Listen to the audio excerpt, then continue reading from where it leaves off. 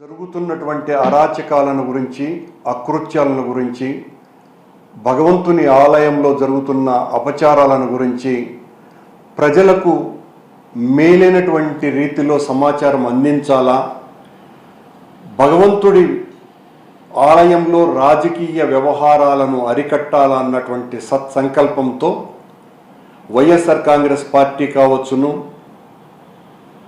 సాక్షి దినపత్రిక కానీ, సాక్షి ఛానల్ కానీ నిరంతరం హైందవ ధర్మ పరిరక్షణకు నడుం బిగించిన వాళ్ళనందరినీ కూడా మద్దతు ఇస్తూ హైందవ ధర్మ పరిరక్షణ కోసమని పోరాడేటువంటి వాళ్ళందరి పట్ల వాళ్ళను పెద్ద ఎత్తున ఆదరిస్తూ హిందూ ధర్మాన్ని రక్షించటంలో అగ్రగామిగా నిలుస్తున్నటువంటి సాక్షి యాజమాన్యానికి ఈ రోజున తిరుమల తిరుపతి దేవస్థాన అధ్యక్షుడైనటువంటి బొల్లినేని రాజగోపాల్ నాయుడు గారు అనేటువంటి వ్యక్తి ఒక నోటీసును ఇచ్చారని తెలిసింది.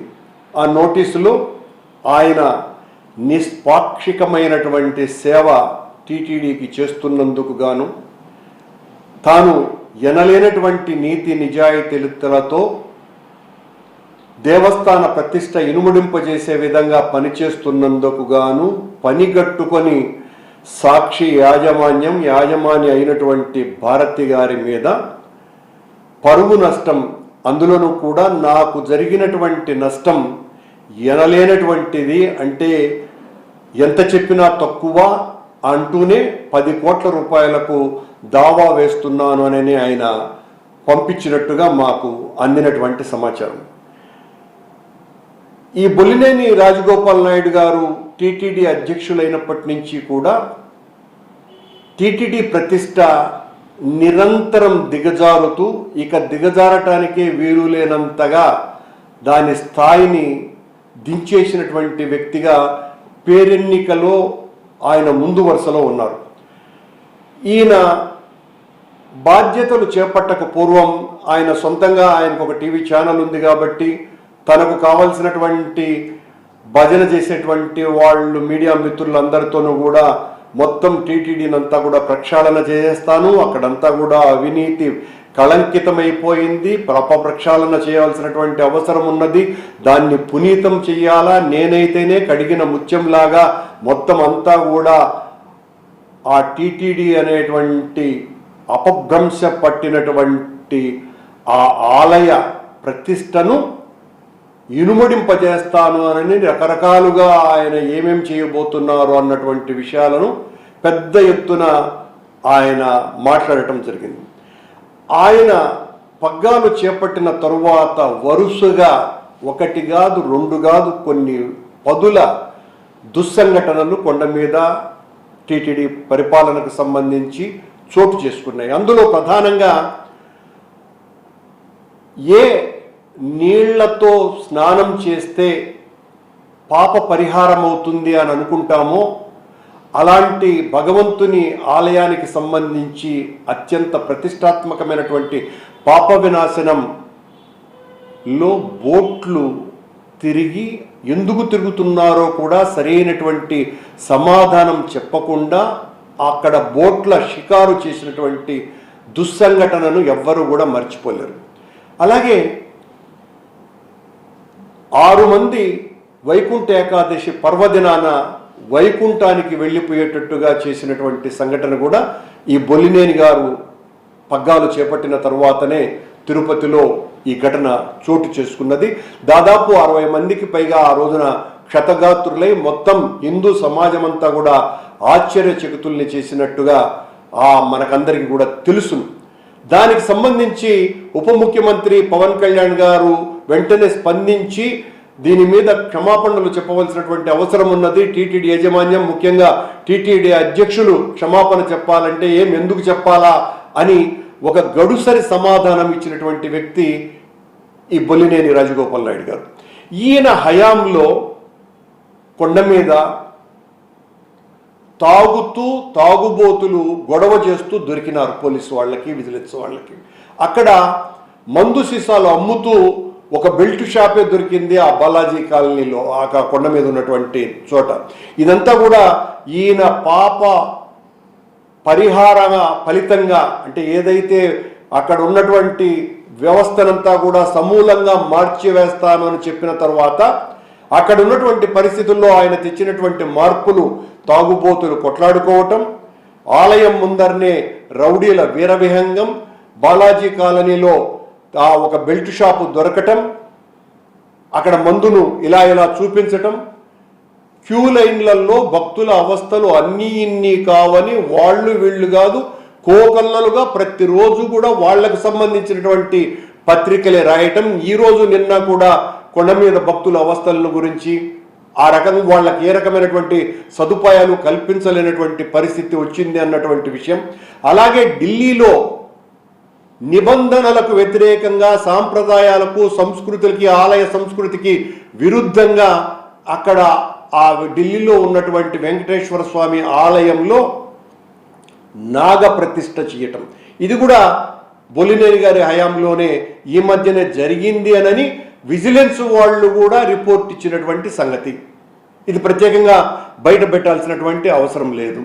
క్యూ లైన్లలో తొక్కిసలాటలు ఒకవైపున, ఈయన గారు వచ్చిన తర్వాత చేసినటువంటి పని మసాలా లేకుండా మసాలా వడ అందించటం ఒక్కటి తప్ప, ఈయన ఒక్క పని కూడా చేయకుండా ఆయనను గురించి ఎవ్వరూ కూడా అక్కడ అధికారులు పట్టించుకోవటం లేదు అన్నటువంటి విషయం తెలిసినప్పటికీ కూడా ఆయన ఒక టీవీ యజమాని అయినందువలన ఆయన నిరంతరం టీటీడీ విషయాలలో జరుగుతున్నటువంటి తప్పులను గురించి ప్రశ్నించినటువంటి వాళ్ళ మీద ఒక పెద్ద భూతాలు పడినట్టుగా ఆయన గారి ఛానల్లో వ్యక్తిత్వ హననం అంతా ఇంత కాదు, నిరంతరం నిరాఘాటంగా అది ఒక దుష్ట యజ్ఞంగా సాగుతున్నది. టీవీ5 ఛానల్లో వైఎస్ఆర్ కాంగ్రెస్ పార్టీకి సంబంధించినటువంటి నాయకుల మీద కావచ్చును, లేదా టీటీడీ వ్యవహారాల పట్ల ఎవరైనా విమర్శలు చేస్తే ఆ విమర్శకుల పట్లను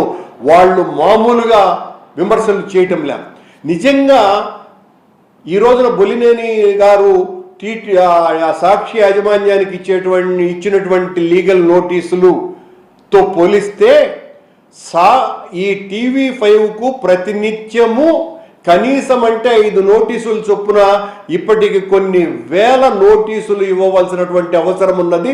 పచ్చి అబద్ధాలతో, కారు కూతలతో అత్యంత దారుణంగా వైసీపీకి సంబంధించినటువంటి నాయకుల పేర్లు చెప్పి ఈ నాయకుల్లో ఒక ఇద్దరిని లేపేయండి అన్నటువంటి విషయాన్ని కూడా ప్రసారం చేసినటువంటి ఘనత మమ్మల్ని నాస్తికులని, క్రైస్తవులని, దుర్మార్గులని, నీచులని, భూబకాసురులని ఇష్టం వచ్చినట్టుగా తిడుతూ జగన్మోహన్ రెడ్డి గారిని, వైఎస్ఆర్ కాంగ్రెస్ పార్టీని, మమ్మల్ని ఈయన గారి టీవీలో ఈయనకు సంబంధించినటువంటి వాళ్ళ ప్రసార మాధ్యమాలలో వేస్తున్నటువంటి నిందలు అన్నీ ఇన్ని కావని, అలా వేస్తే మీ మీద వేస్తే కనీసం మీరు పరువు నష్టం 10,000 కోట్ల రూపాయలు ఇవ్వాల్సినటువంటి అవసరం ఉన్నదన్నటువంటి విషయాన్ని బొలినేని గారికి గుర్తు చేస్తూ, నిజంగా సాక్షి అన్నటువంటి పేపరు, సాక్షి అన్నటువంటి ఛానల్ ఈరోజు లేకపోయి ఉంటే ఆంధ్ర రాష్ట్రంలో ప్రజాస్వామ్యం ఎంత దారుణమైనటువంటి స్థితిలో ఉన్నది అని చెప్పటానికి కూడా అవకాశం లేకుండా అందరి నోళ్లు నొక్కేసి మీ తైనాతీలతో, మీ భజన పరులతో, మీ బోయిలతో మీరు మీ నాయకుడైనటువంటి చంద్రబాబు నాయుడు గారు చేస్తున్నటువంటి ప్రజాస్వామ్య ద్రోహం అంతా ఇంత కాదు. బొలినేని గారు, మీరా మాట్లాడేది ప్రజాస్వామ్యాన్ని గురించి, టీటీడీ ప్రతిష్టను మీరు ఇనుగుడింపజేస్తున్నారా? మీరు వచ్చిన తర్వాత జరుగుతున్నటువంటి విషయాలు, మీకు ఏ రకమైనటువంటి అధికారము లేకపోయినా తిరుమలలో పనిచేసేటువంటి కాంట్రాక్టర్లకు బిల్లులు ఇచ్చేది కూడా ఎవరికి ఇవ్వాలో కూడా మీరు ఇస్తున్నారు.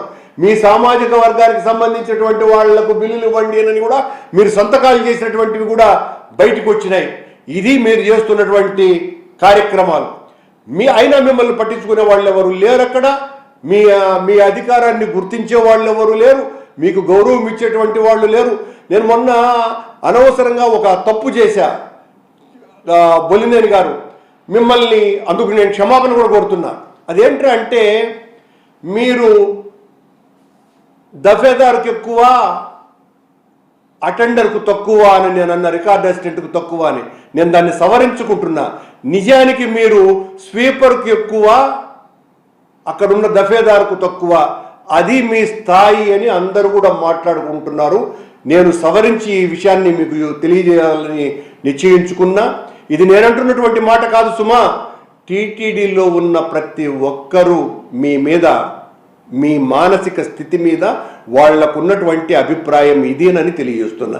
మీరు ఆర్టిఫిషియల్ ఇంటెలిజెన్స్తో మొత్తం అంతా కూడా ప్రక్షాళన చేస్తాను, 2 గంటల్లోనే దర్శనమిప్పిస్తానని చెప్పినటువంటి వాళ్ళు మీరు అధికారంలోకి వచ్చి ఇప్పటికి దాదాపు 8 నెలలు పైగా అయినా ఇప్పటి వరకు మీరు ఏ రకమైనటువంటి ప్రయత్నము కూడా జరిగినట్టు లేకపోగా, అక్కడ ఆ టీసీఎస్ వాళ్ళకి, గూగుల్ వాళ్ళకి ప్రత్యేకమైనటువంటి దర్శనాలు మామూలు స్థాయిలో జరగటంలే.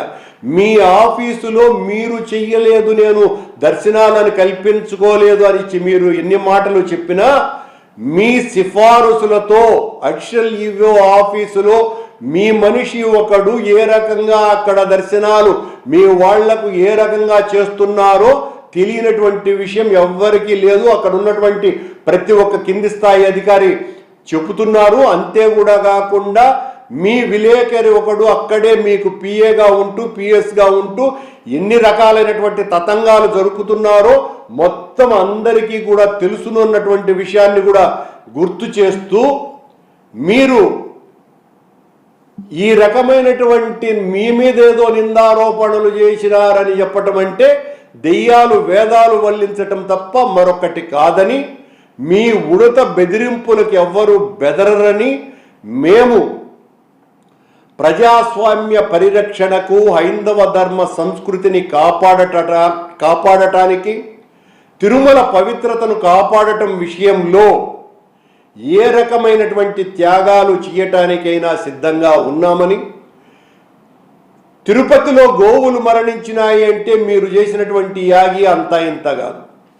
ఎప్పుడు అక్కడ చిన్న సమస్య వచ్చింది అని దాన్ని సవరించుకోండి అని చెబుదామనుకున్నా దానికి 10 రెట్లు పెద్ద ఎత్తున తప్పిదాలు చేస్తూ మీరు ఒక్క విషయాన్ని కూడా సవరించుకోకపోగా ప్రతి విషయానికి మా మీద బండలు వేస్తూ కాలం గడుపుకుంటూ మీరు నిరంతరం పత్రికలలో, ప్రసార మాధ్యమాలలో ఉండే ప్రయత్నం చేస్తున్నారు. బిఆర్ నాయుడు గారు, వైఎస్ఆర్ కాంగ్రెస్ పార్టీ మిమ్మల్ని చూసి భయపడదని చాలామంది అంటున్నటువంటి మాట. ఆయన ఎవరో ఒక ఆయన ఒకప్పుడు బిహెచ్ఈఎల్లో ఒక సామాన్య బంట్రోతు ఉద్యోగం చేసినటువంటి వ్యక్తి, ఆ తర్వాత అక్కడే ఒక బట్టల దుకాణం తెరిచి చిట్టీల వ్యాపారం చేసి లక్షలు గడిస్తూ 30 సంవత్సరాల క్రితమే, ఆ తర్వాత ట్రావెల్ ఏజెంట్ అవతారం ఎత్తి ఆ ట్రావెల్ ఏజెంట్గా 95 నుంచి మొత్తం 2003 వరకు ఆ రోజున ఆన్లైన్లలో టికెట్లు బుక్ చేసేటువంటి అవకాశం లేదు కనుక తన పరపతినంతా వాడి ఆనాడున్నటువంటి ముఖ్యమంత్రికి చేదోడుగా నిలిచి మొత్తం సెక్రటేరియట్లో ఉన్నటువంటి అధికారులకు, మంత్రులకు అందరికీ కూడా వేలాది టికెట్లు, ఆ రోజున టికెట్ల మీద ధరల నియంత్రణ అన్నది తెలిసే అవకాశం లేదు కనుక ఢిల్లీకి 3,000 రూపాయల టికెట్ అయితే 10,000 రూపాయలు కూడా వసూలు చేసినటువంటి వ్యక్తి. ఆ తరువాత ఈ ట్రావెల్ ఏజెంటే కాకుండా ఫారిన్ ఎక్స్చేంజ్ వ్యవహారం కూడా నడిపి ఈ రోజైనంటే ఈడీ తలదూర్చేటువంటి వ్యవహారం, డాలర్లను మారకం చేసినటువంటి వ్యక్తిగా, ఆ తరువాత కాళేశ్వర్ బాబా అని పెనుగొండలో ఉన్నటువంటి ఒక స్వామి, ఆ స్వామి యొక్క ఆస్తులన్నీ కబళించాడని, ఆయన అర్ధాంతరంగా 38 ఏళ్లకే చనిపోయాడని ఇలాంటి ఆరోపణలన్నీ ఎదుర్కొన్నటువంటి వ్యక్తి ఎవరో తెలియాల్సినటువంటి అవసరం ఉన్నది. అవన్నీ కూడా TV5లో బయట పెడితే బాగుంటుందేనని బొల్లినేని రాజగోపాల్ నాయుడు గారికి నేను విజ్ఞప్తి చేస్తున్నా. మీరు ఈ రకమైనటువంటి వాస్తవాలు బయటికి తీయాలి. కానీ ఎలా ఆ మనిషి ఓ సాధారణమైనటువంటి వ్యక్తి అన్ని లక్షల కోట్ల రూపాయలకు అధిపతి ఏ రకంగా అయినాడు, టీవీ అధినేత ఏ రకంగా అయినాడు, ఆ రోజు కోట్లాది రూపాయలు ఆ ట్రావెల్ ఏజెంట్గా ఏ రకంగా సంపాదించినాడు, కాళేశ్వర్ బాబాను అడ్డం పెట్టుకొని ఏ రకంగా ఆయన ఆస్తులన్నీ కొట్టేసినాడు. కొట్టేసినటువంటి వ్యక్తి ఆ వ్యక్తి 38 ఏళ్లకే ఎందుకు చనిపోయినాడో వెలికి తీయాల్సినటువంటి అవసరం, ఇవన్నీ కూడా గౌరవప్రదమైనటువంటి TV5 ద్వారా బయటికి రావాల్సినటువంటి అవసరం ఉన్నదనని బొలినేని గారికి నేను డిమాండ్ చేస్తున్నా. మీరు భయపెట్టినంత మాత్రాన భయపడే వాళ్ళు ఎవరు లేరు. భారతి గారికి మీరు నోటీస్ ఇచ్చినంత మాత్రాన లెక్క చేసేవాళ్ళు ఎవరు లేరు. మీ తప్పులు ఏదైనా ఉంటే నిరంతరం తెలియజేస్తూనే ఉంటాం, చెబుతూనే ఉంటాం. సాక్షి అన్నటువంటి పత్రిక, సాక్షి అన్నటువంటి ఛానల్ ఈరోజు ఆంధ్ర రాష్ట్రంలో లేకపోయి ఉంటే ప్రజాస్వామ్య గొంతుకులన్నీ కూడా మూగనోము పట్టి ఉండేటువంటివి, మూగబోయి ఉండేటువంటివి. మీ కరాళ్ళ ఇనుప కాళ్ళ కింద ప్రజాస్వామ్యం పూర్తిగా నలిగిపోయి ఉండేది అన్నటువంటి విషయాన్ని గుర్తు చేస్తున్నా. ఎట్టి పరిస్థితుల్లోనూ భయపడం. మీరు మా మీద ఎన్ని రకాలైనటువంటి నిర్బంధాలు ప్రయోగించినా చేసినా జైళ్ళల్లోకి పంపించేటువంటి ప్రయత్నము చేస్తున్నారు. మా మీద మీరు ఏ రకమైనటువంటి దుష్ప్రచారాలు చేస్తున్నారో ఇవన్నీ కూడా సభ్య సమాజం చూస్తూనే ఉన్నది. రోజుల తరబడి మా మీద మీరు చేస్తున్నటువంటి ఈ దుష్ప్రచారాన్ని చూసి ప్రజలు నవ్వుకుంటున్నారు అన్నటువంటి విషయాన్ని తెలియజేస్తూ, అసలు 3వ క్యూ కాంప్లెక్స్ ఏ ఇంటెలిజెన్స్ ద్వారా 2 గంటలకే దర్శనం ఇప్పిస్తానన్నటువంటి మీరు అసలు 3వ క్యూ కాంప్లెక్స్ కట్టాలని ఎందుకు వచ్చింది స్వామి మీకు ఆలోచన? ఆశ్చర్యంగా ఉంది. ప్రతిరోజు ఒక మాట మాట్లాడటము, దానికి విరుద్ధమైనటువంటి చర్య మరొకటి చేయటము. విఐపి బ్రేక్ దర్శనాలే మానేస్తాము అని చెప్పినటువంటి మీరు ఆ రోజున మా హయాంలో 3500 నుంచి 4500 విఐపి బ్రేక్ మేము అవకాశం ఇచ్చి ఉంటే, ఇచ్చిన పరిస్థితి ఉంటే ఈ రోజున 7500 మందికి ఈ రోజున మీరు విఐపి బ్రేక్ దర్శనం ఇస్తున్నారు. శ్రీవాణిని రద్దు చేస్తామన్నారు, రద్దు చేయగలిగినారా? ఆ దమ్ము మీకున్నదా? శ్రీవాణిని రద్దు చేయకపోగా మరింత ఎక్కువగా శ్రీవాణి టికెట్లు ఇప్పించే కాడికి మీరు వచ్చినారు అన్నటువంటి విషయాన్ని కూడా గుర్తు చేస్తూ మళ్ళీ మరొకసారి గుర్తు చేస్తున్నాం. ఎట్టి పరిస్థితుల్లోనూ భయపడం. సాక్షి అన్నటువంటి ఛానల్ కోట్లాది మంది ప్రజాస్వామ్యవాదుల యొక్క గళం అన్నటువంటి విషయాన్ని తెలియజేస్తూ ముగిస్తుంది.